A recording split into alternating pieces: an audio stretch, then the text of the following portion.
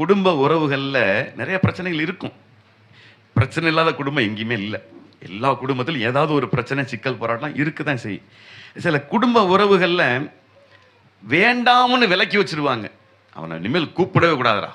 இனிமேல் அவன் கூட மூஞ்சிலே முழிக்க கூடாதுடா அப்படின்னு பேசி வச்சிருப்பாங்க.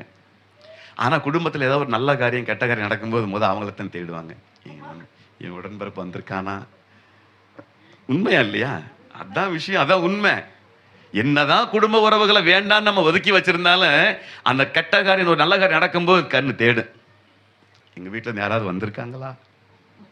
நான் சொல்றேன், இதுதான் ஆதி அன்பு. அல்லேலூயா. இந்த உள்ளுக்குள்ள இருக்கு பார்த்தீங்களா? இதுதான் ஆதி அன்பு. சுருக்கமா சொன்னா அதுதான், வேற ஒண்ணுமே இல்லை. இந்த அன்பை தான் அவர் எதிர்பார்க்கிறார். என் பிள்ளை என்கிட்ட வந்துட மாட்டானா?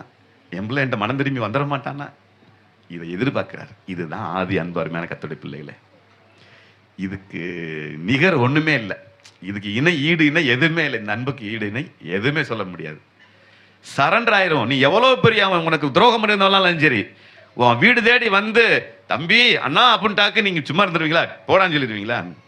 மனம் திரும்பி வந்திருக்கிறானேன்ட்டு கட்டி பிடிச்சு அழ மாட்டீங்களா என்ன? அதுதான் ஆதி அன்பு.